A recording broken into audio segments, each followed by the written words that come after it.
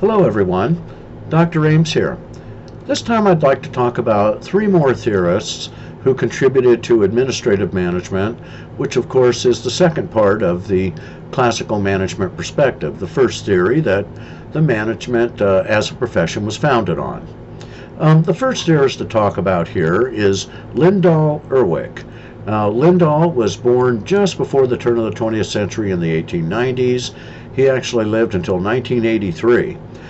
He was born in the UK, but traveled frequently to the US also. He was a noted management theorist of the time and of the 20th century, and he was also one of those early management consultants who had a lot of influence for his knowledge and his ideas. His contributions are mainly based on the work of Henry Fayol, like so many others. So he synthesized those contributions of not only Fayol but other researchers, and he tried to develop what he considered a general theory of management and organization. And in fact, the way he laid it out, he set things up so that management and administration, the administrative parts of management, should be considered a science. And indeed, today we do take that stance that management is both a science and an art, because you have to be so creative in your application of the principles and theories that you're following. Max Weber is the second theorist I'd like to talk a little bit about. He was born during the times of the American Civil War. He was a German, and he lived through about 1920 or so. What we note Max Weber for is his writings and knowledge of the bureaucracy. Now, he didn't invent the bureaucracy, but he certainly is the world's foremost authority still today on this form of organization. And if even you have casual knowledge of the way things work in the world and jobs and so forth, you probably have heard the term bureaucratic or bureaucracy, and it may not really have the greatest connotations. But at the time, and theoretically, bureaucracy, when it was new and being used, were largely, we have collections of people doing a lot of administrative sorts of tasks. There had to be a way to organize them, and that was bureaucracy, and it's still with us today after all this time. He was the most prominent researcher in the study of bureaucracy and really in administration itself. He lectured widely on that topic, but also other things like job scope, how much should any given manager do or any given employee, and talked about things like merit systems and uniform principles, structure and hierarchy, just all the things that are elements of a bureaucracy.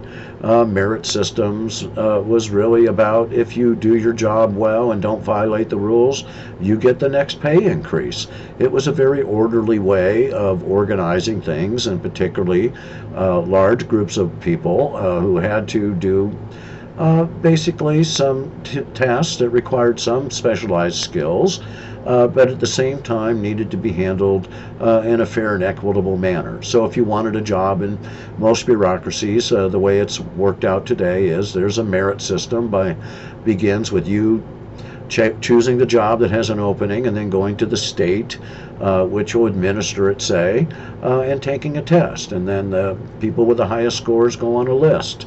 And when the employer needs that sort of job filled, they go look at the list and interview the top candidates and make choices. It's supposed to be the most fair way, and relies on knowledge and so forth, and it's supposed to take care of most people's concerns. And of course, it is a topic that we're going to spend quite a bit of time on in much more detail later on. What Max Weber said about bureaucracy, one of his many quotes, of course, is that bureaucratic administration is a means to fundamentally dominate through knowledge. In other words, everything is based on a system of rules and regulations and standard operating practices, and if everybody follows them, then all that knowledge is going to make us very efficient and control things just right. Of course, in the background of all this is the basic thought of scientific management, that managers do the managing and employees do their job, which has been scientifically planned out for them. And so, in essence, still we're still in that mindset, particularly in a bureaucracy, that even though it's supposed to be fair and equitable, it is also about you not necessarily needing to think a whole lot because, well, you have a manager there who's going to take care of that for you. But that's part of the detail of bureaucracies we'll discuss in much more detail later. The final theorist I'd like to talk about here that also contributed to administrative management is Chester Barnard. Now, Chester Barnard was born just before the turn of the 20th century, also in the late 1880s, lived till 1961, and he wrote a number of books on the new field and profession of management and so forth. And for instance, he wrote Functions of the Executive in 1938, but he followed up in 1948 with another influential book, Organization and Management. And so he was very much looking at scientific management, the classical management perspective, through the organization and all the organizational tools that you could develop and so forth to control things.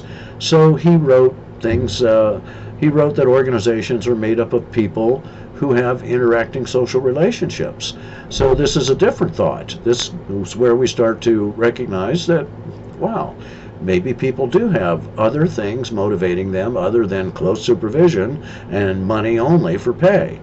And he felt, and it's clear in his writings, that he felt people really need to communicate if you want to be successful.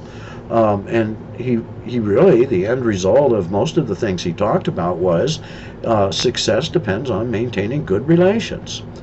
Okay, that's all I wanted to talk about this time. I'll talk to you again soon.